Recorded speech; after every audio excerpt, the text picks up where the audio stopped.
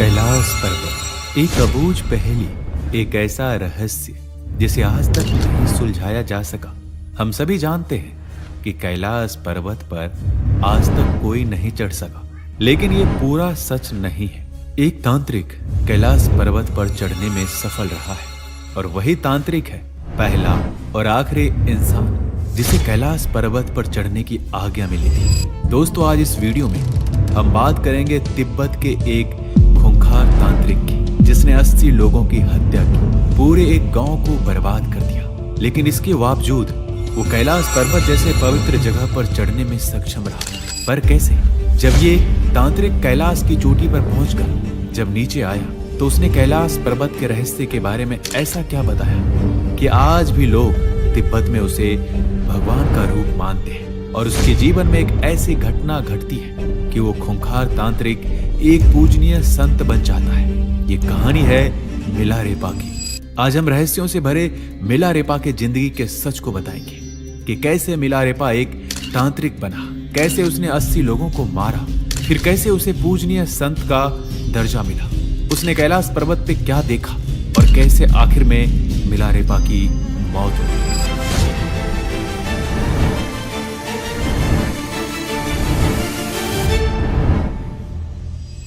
दोस्तों, 11वीं शताब्दी में उत्तरार्ध में तिब्बत के दक्षिणी भाग में स्थित एक गांव में थोपंग नाम के लड़के का जन्म हुआ था, जिसे हम मिलारेपा के नाम से जानते हैं। मिलारेपा का बचपन आराम और प्रेम में बीता। वो इकलौता पुत्र था, उन्हें हर खुशी मिली। उनके साथ उनकी छोटी बहन भी थी और परिवार का जीवन बिल्कुल खुशियों से बीत रहा था। लेकिन कहते हैं ना, कोई भी समय एक जैसा नहीं रहता है, और ऐसा ही हुआ मिलारेपा के साथ। जब मिलारेपा केवल 7 साल के थे तो उनके पिता की अचानक मौत हो गई। इस मृत्यु ने परिवार को आर्थिक और भावनात्मक रूप से हिलाकर रख दिया। अंतिम समय में उनके पिता ने एक वसीयत तैयार की, जिसमें यह लिखा हुआ था कि मिलारेपा जब तक बड़े नहीं हो जाते तब तक उनके चाचा और चाची मिलकर उनकी देखभाल करेंगे, उनके संपत्ति का प्रबंधन करेंगे। ये वसीयत इस उम्मीद के साथ लिखी गई थी कि उनके परिवार को कोई कठिनाई नहीं होगी। लेकिन उनके पिता के मृत्यु के तुरंत बाद हालात पूरी तरह से बदल गए। चाचा और चाची जो पहले अच्छे संबंधों का दिखावा किया करते थे, अब वो बदल चुके थे। उन्होंने संपत्ति पर पूरा अधिकार कर लिया और मिलारेपा की माँ और बच्चों को नौकरों की तरह काम करवाने के लिए मजबूर कर दिया। जो घर कभी उन्हें अपना लगता था, अब वो उनके लिए जेल बन गया था। उनका जीवन सम्मान से गिरकर अपमान और गरीबों में बदल चुका था। मिलारेपा की माँ, जो कभी एक सम्मानित महिला थी, अब अपमान और कष्ट सहने पर मजबूर थी। उनका मन बदले की भावना से भर चुका था। उन्होंने बार बार अपनी संपत्ति वापस पाने की कोशिश की, लेकिन हर बार नाकामी मिली। गांव के लोग इस अन्याय को चुपचाप देख रहे थे, किसी ने उनकी मदद नहीं की। और अंत में मिलारेपा की माँ ने एक कठोर निर्णय लिया। उन्होंने मिलारेपा से कहा, लगता है हम अपनी संपत्ति वापस नहीं पा सकते हैं, लेकिन हम उनसे बदला तो ले सकते हैं, हम उन्हें बर्बाद तो कर सकते हैं। ये शब्द मिलारेपा की जिंदगी बदलने वाली थी। बदले की भावना उनके मन में गहराई तक समा चुकी थी। उनकी माँ की आज्ञा का पालन करते हुए मिलारेपा ने तांत्रिक विद्या सीखने का निर्णय लिया। वो इसी तलाश में एक गुरु से मिले। उनके आखिरी गुरु थे युंगटो, एक भयानक तांत्रिक जिनकी शक्तियां अद्वितीय मानी जाती थी।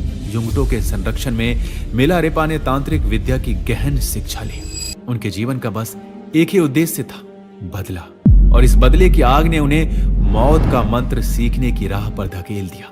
दोस्तों, मौत का मंत्र वो मंत्र था जिसे सीखने के लिए मिलारेपा अपने दुश्मनों के बिना सामने आए मार सकते थे। उन्होंने प्राकृतिक शक्तियों को नियंत्रित करना भी सीख लिया, विशेषकर ओलावृष्टि का आह्वान करना। और इस विद्या का प्रयोग उन्होंने अपने चाचा और चाची के गांव में किया, जहां भारी ओलावृष्टि ने पूरे गांव के फसलों को तबाह कर दिया। गांव के लोग भयभीत थे। उन्हें समझ आ गया था कि यह आपदा कहां से आई है। मिलारेपा की ये पहली विजय थी, लेकिन वो अब रुकने वाले नहीं थे। इसके बाद वो दिन आया जब मिलारेपा ने बदले का सबसे भयानक रूप धारण किया। उनके चाचा के बेटे के शादी का दिन था। पूरा गांव एकत्रित था और मिलारेपा ने इसी मौके का चयन किया। उन्होंने मृत्यु के मंत्र का इस्तेमाल किया। अचानक सांप, मकड़ियां, अन्य जहरीले जीव विवाह समारोह में प्रकट होने लगे।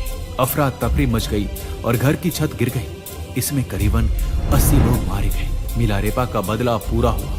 मिलारेपा की मां को गर्व हुआ। उन्होंने गांव में घोषणा की कि उनका बेटा बदला ले चुका है। लेकिन मिलारेपा के मन में कुछ और ही चल रहा था। बदले की आग में जलने वाले मिलारेपा को अब यह एहसास हो रहा था कि उन्होंने क्या खो दिया है। वो अपराध बोझ से गिर गए थे। कई निर्दोष लोग मारे गए थे और बदले से जो संतोष मिलना चाहिए था, अब वह एक भयानक पश्चाताप में बदल चुका था। और यहाँ से शुरू हुआ मिलारेपा का आत्मिक सफर। इसी समय उनकी मुलाकात एक बौद्ध लामा से हुई, जिन्होंने उन्हें गुरु मारपा के पास जाने की सलाह दी। मारपा एक महान बौद्ध गुरु थे, जिन्होंने भारत से बौद्ध धर्म की गहरी शिक्षाएं प्राप्त की थी। तिब्बत में उन्होंने एक अनुवादक के रूप में भी जाना जाता था, क्योंकि उन्होंने बौद्ध धर्म के महत्वपूर्ण ग्रंथों का अनुवाद किया था। जब मिलारेपा गुरु मारपा के गांव पहुंचे तो उनके सामने एक कठिन परीक्षा थी। मारपा ने उन्हें कठोर साधना करने के लिए कहा, जो कभी कभी तो बेतहासा कठिन हो जाती थी। उन्होंने मिलारेपा से कई कठिन शारीरिक श्रम करवाए, जैसे पहाड़ों से पत्थर उठवाना और उन पत्थरों को दूर दूर तक ले जाना। ये सब मिलारेपा के शरीर को थका देता था, लेकिन उनकी आत्मा को जागृत कर रहा था। धीरे धीरे उन्होंने गुरु की शिक्षाओं को आत्मसात किया और उनकी कठिन साधना ने मिलारेपा के अंदर एक नई शक्ति और ज्ञान का प्रवेश कराया।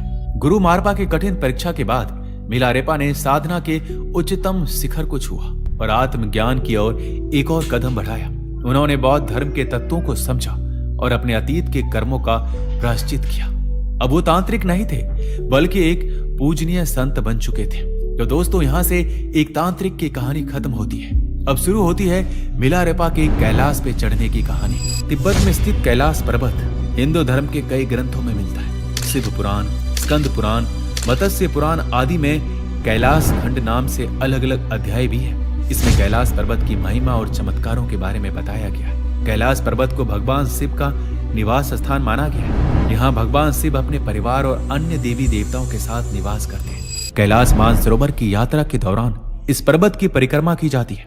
कैलाश पर्वत अपने आप में कई रहस्य समेटे हुए हैं। पौराणिक कथाओं के अनुसार इस पर्वत के पास प्राचीन धन कुबेर की नगरी है। 1093 ईस्वी, यही वो समय था जब मिलारेपा ने कैलाश पर्वत की चढ़ाई शुरू की। कैलाश की इस यात्रा में उनकी मुलाकात हुई बौद्ध धर्म के एक प्रसिद्ध प्रचारक नरोबान जी से। नरोबान ने मिलारेपा को एक चुनौती दी, जो पहले कैलाश पर्वत की चोटी पर पहुंचेगा उसका कैलाश पर वर्चस्व होगा। यह एक आध्यात्मिक और शारीरिक दौड़ थी और मिलारेपा ने इस चुनौती को स्वीकार भी कर लिया।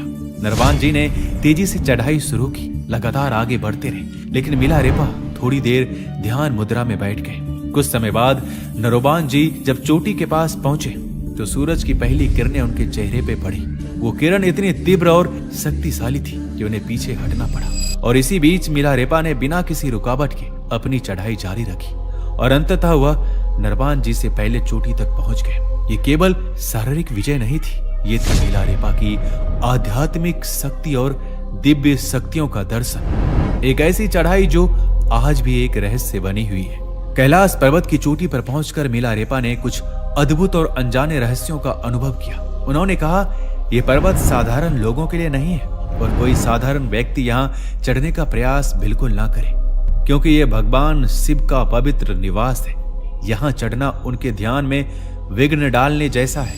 मिलारेपा के उपदेश ने यह संदेश दिया कि कैलाश पर्वत पर चढ़ाई केवल उन्हीं के लिए संभव है जिन्होंने अपनी आत्मा की गहराइयों में उच्च साधना प्राप्त की हो। यह भी कहा जाता है कि कैलाश पर्वत की तलहटी में एक दिन होता है 1 माह के बराबर। इसका मतलब यह है कि 1 माह 2.5 साल का होगा। दरअसल वहां दिन और रात तो सामान्य तरीके से व्यतीत होते हैं, लेकिन कुछ इस तरह की तरंगे हैं कि यदि व्यक्ति वहां 1 दिन रहे तो उसके शरीर का तेजी से क्षरण होता है। अर्थात 1 माह में जितना क्षरण होगा उतना एक ही दिन में हो जाएगा। इसे इस तरह से समझे कि सामान्य दिनों की तरह हमारे नाखूनों को हम 1 माह में 4 बार काटते हैं, तो हमें वहां 1 दिन में 4 बार काटने होंगे। विज्ञान की भाषा में तेजी से शरीर के क्षरण की प्रक्रिया को फास्ट एजिंग कहते हैं। फास्ट एजिंग अर्थात तेज आयु वृद्धि। दोस्तों, कैलाश पर्वत की चढ़ाई के बाद मिलारेपा ने अपनी साधनाएं और ध्यान के माध्यम से आत्मज्ञान की ऊंचाइयों को छू लिया। उन्होंने अपने शिष्यों को ध्यान और तपस्या की गढ़ विद्या सिखाई ताकि वो भी आत्मज्ञान की राह पर जा सके। अब यहीं से शुरू होती है मिलारेपा के आखिरी दिन का सफर। एक दिन मिलारेपा को एक शादी में आमंत्रित किया गया। उनके स्वागत के लिए एक सुंदर आसन तैयार किया गया। उसी शादी में एक धनवान पंडित भी था जो मिलारेपा के हो रहे तैयारियों को देखकर हैरान था। जैसे ही मिलारेपा उस आसन पर बैठे, पंडित ने तिरस्कार भरे स्वर में कहा, इस भिखारी के लिए इतनी तैयारियां क्यों? ये मुझसे बड़ा पंडित है। पंडित मिलारेपा के पास जाकर बोला, मैंने सुना है आप बहुत ज्ञानी हैं। मैं चाहता हूं आप इन किताबों को पढ़कर अपना ज्ञान साबित करें।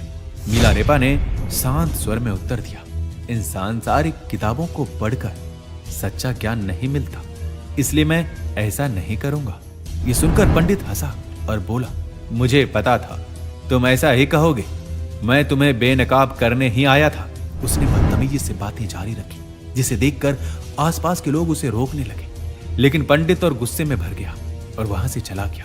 अपने मन में बदले की भावना रखते हुए पंडित ने योजना बनाई कि वह किसी भी तरह मिलारेपा को मार देगा। उसने एक महिला को चुना और उसे लालच देकर उसने कहा कि आपको विष से मिला हुआ दही आपको मिलारेपा को खिलाना होगा। अगर उसने ऐसा कर दिया तो उसे एक हीरे का हार और शादी का वादा मिलेगा। महिला लालच में आकर विष वाला दही लेकर मिलारेपा के पास पहुंची। जैसे ही मिलारेपा ने उसे देखा, वह तुरंत समझ गए। उन्होंने मुस्कुराते हुए कहा, मैं ये दही खाऊंगा, लेकिन पहले तुम वह हीरे का हार ले आओ, क्योंकि वह शादी का वादा तो कभी पूरा नहीं हो सकता। ये सुनकर महिला डर गई और पंडित के पास लौटकर सब कुछ बताया। पंडित ने हार देकर उसे फिर से भेजा। जब वह हार लेकर वापस आई, तब मिलारेपा ने दही स्वीकार किया। जैसे ही उन्होंने विष वाला दही खाया, महिला रोते हुए माफी मांगने लगी, लेकिन मिलारेपा ने उसे सांत्वना दी और कहा, घबराओ मत, मेरा समय आ गया है। ये सुनकर वह महिला उनकी शिष्य बन गई। इसके बाद मिलारेपा ने अपने शिष्यों को बुलाया और कहा कि वह शीघ्र ही शरीर त्यागने वाले हैं। उनके संदेशों को सुनने के लिए न केवल शिष्य बल्कि देवी देवता भी इंतजार कर रहे थे। आकाश से पुष्पों की वर्षा हो रही थी, हवाओं में सुगंध फैल चुकी थी और मधुर संगीत बज रहा था। अब हम आपको कुछ अननोन फैक्ट्स बताते हैं मिलारेपा के बारे में। दोस्तों, मिलारेपा का अर्थ होता है कॉटन लैड, सूती वस्त्र धारण करने वाला। उन्हें अक्सर एक पतले सफेद सूती लपेटे में दिखाया जाता है, जिसे रेपा कहा जाता है। यहाँ तक कि सर्दी में भी मिलारेपा की त्वचा का रंग हरा हो गया था, क्योंकि उन्होंने डक्कर तासो गुफा में ध्यान करते हुए जीवित रहने के लिए जंगली बिच्छू घास खाई थी। इसी वजह से उन्हें कई चित्रों में हरी त्वचा के साथ दिखाया जाता है। दोस्तों, मिलारेपा ने हिमालय की पवित्र चोटियां और झीलों के बारे में 1 लाख गीत लिखे थे, जो उनके अद्भुत ध्यान और साधना की गवाही देते हैं। तो ये थी मिलारेपा की वो कहानी जो प्रेरणादायक है और हमें बहुत कुछ सिखाती है। अपने विचार हमें कमेंट बॉक्स में अवश्य लिखिएगा। मिलते हैं जल्दी एक नई वीडियो में। अपना ख्याल रखिएगा। जय हिंद, जय भारत।